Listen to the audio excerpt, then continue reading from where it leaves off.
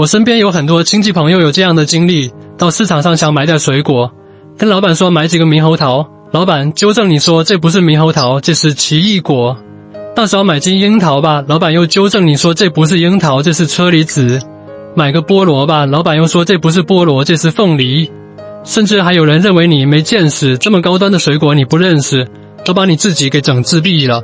那今天呢，咱们就扒去这些高大上的水果的商品外衣，看看它在植物学上的核心内里究竟是什么。这期有点长，不过挺下饭的，要是没时间的话就先收藏一下。那咱们就先从奇异果开始。咱们买奇异果的时候，老板会跟我们说这是新西兰进口的，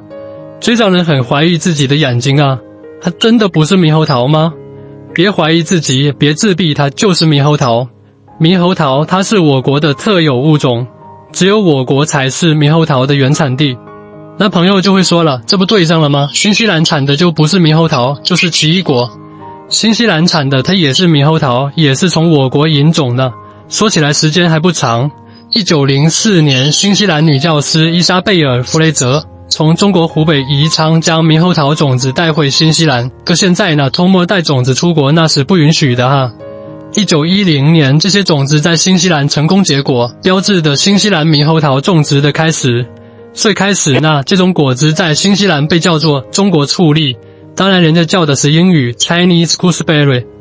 到1950年代，新西兰人把这种果子改名叫 kiwi fruit。kiwi fruit 呢就是水果，那 kiwi 又是什么呢？新西兰呢有一种鸟叫 kiwi 鸟，这鸟呢叫起来 kiwi kiwi 的，是人家新西兰的特有种。所以呢，它也成为了新西兰的标志，就连新西兰人呢都喜欢管自己叫 Kiwi 人。所以呢，这 Kiwi 呢就相当于人家新西兰的大 logo。这猕猴桃呢到了新西兰，经过新西兰的培育改良，到了50年代呢的品种就已经不错了，人家就打算出口这种水果。但是呢，他想把这种水果做成新西兰的标志性水果，他不想打着中国醋栗这么个名称往出卖，所以呢就给他改了个名，从中国醋栗改成了 kiwi fruit。要不说人新西兰人呢会做生意，肥俭心眼多。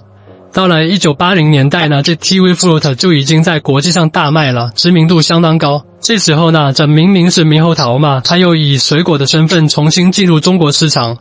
中国商人呢也不是吃干饭的，心眼也挺多，不管它叫新西兰进口猕猴桃，而是直接把它的英文名音译成奇异果，这不瞬间就高大上了。你就吃吧，一吃一个不吱声。所以呢，市场上卖的，甭管是绿心的、黄心的、红心的，甭管它叫奇异果还是猕猴桃，它本质上呢都是猕猴桃，咱也不用怀疑自己的眼睛是不是干错了。从新西兰进口的猕猴桃最有代表性的就是海沃德了，也是绿心的，也有一些黄心的品种。奇异果这个叫法呢，不是固定于某一品种，主要是固定于来源，只要新西兰来的，那就都被叫成奇异果。不管是 kiwi fruit 还是中文音译奇异果，都是商家给它起的商品名字，核心本质呢还是猕猴桃。车厘子也是英文，樱桃的复数形式 cherries 的音译，不过车厘子和奇异果还是有点区别的。樱亚属吧，它是一个特别庞大的家族物，它约有120种，这其中呢有一部分是看花的，有一部分是结果的。虽然庞大，但果实能被我们直接吃的主要就4种。一、中国樱桃在我国北方地区有比较多的栽培，青岛啊、大连啊都有比较有名的品种。2、毛樱桃在我国北方分布比较广泛，果子比较小，直径不到1厘米，有红的、有白的，也有粉颜色的，品种也不少。它有一个非常优良的特性，就是比较耐低温，这就是我们老家的毛樱桃。我们老家那个地方气候是比较冷的，中国樱桃是种不了的，但是毛樱桃是满山遍野都是。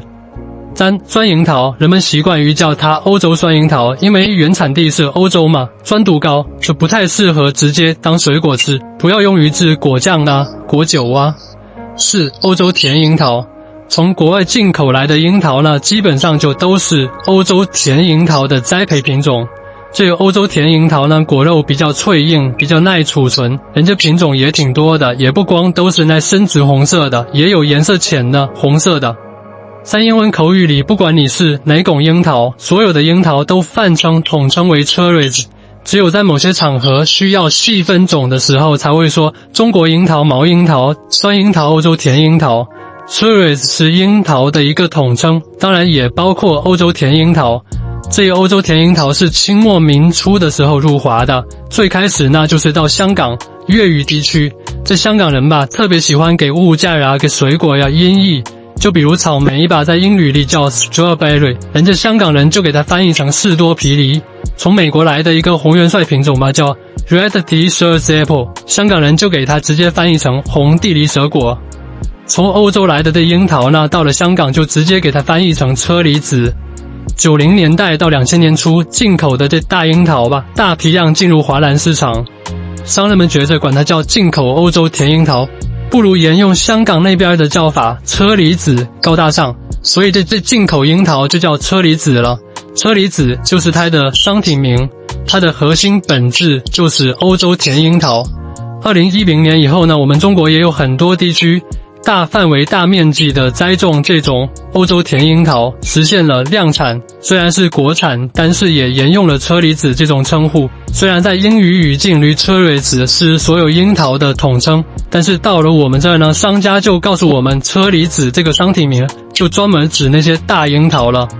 中国樱桃这个种的各个品种呢，虽然口感风味很好，但是中国樱桃的特点就是个头比较小，肉软皮薄，不耐储存，不耐运输。让朋友们有一个疑问，就是中国樱桃和欧洲甜樱桃都是樱桃，那它们能不能杂交啊？中国樱桃和欧洲甜樱桃不属于同一物种，它们之间存在着种间隔离，不能自然杂交。但是它们是近缘种，如果用科技手段的话，也不是不可以。在英语语境里 ，cherries 包括了所有可食用的樱桃，甭管是欧洲甜樱桃、酸樱桃、中国樱桃还是毛樱桃，都可以是 cherries。车厘子呢，它确实是樱桃，所以我们买车厘子的时候跟老板说我要买金樱桃，我要买金大樱桃，一点毛病都没有。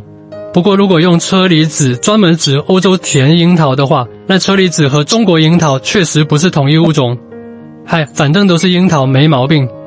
接下来该到咱们的另一对主角菠萝和凤梨了。经常看到有朋友教我们分辨菠萝和凤梨，那这些朋友说菠萝的叶子有锯齿，菠萝果实上的果芽深，凤梨的叶子没有锯齿，凤梨的果芽浅。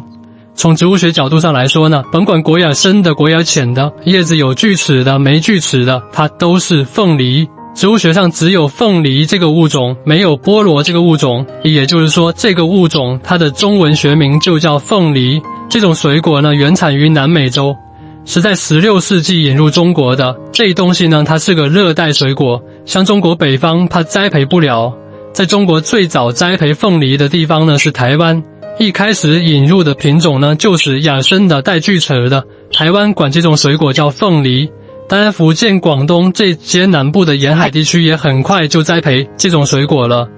但是在这些地方叫菠萝，都是有锯齿的眼儿生的，只不过台湾岛和内陆叫法不一样，台湾叫凤梨，内陆叫菠萝。那为什么我们单单把那种叶子没锯齿的、甜度高的、眼儿浅的叫凤梨呢？那是因为近些年来呢，台湾培育出了这个水果的新品种，新品种呢眼儿更浅，甜度更高，叶子上没锯齿。台湾每年向大陆销售大量的这种水果，因为我们管这种水果叫菠萝，这样的新品种刚一进入内陆的时候被叫做无眼菠萝。比如金钻就是这样的无眼菠萝特别有名的一个品种。恰好这种无眼菠萝来自台湾，而台湾管菠萝又叫凤梨，恰好进口的是这样的芽儿浅的品种，所以商家就把这种来自台湾的菠萝沿用台湾的叫法叫凤梨。总结一句话，凤梨就是菠萝，菠萝就是凤梨。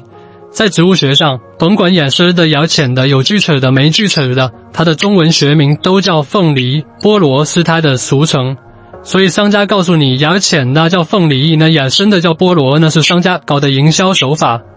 还有昨天咱们视频的主角是葡萄，皮子就是葡萄，葡萄就是皮子。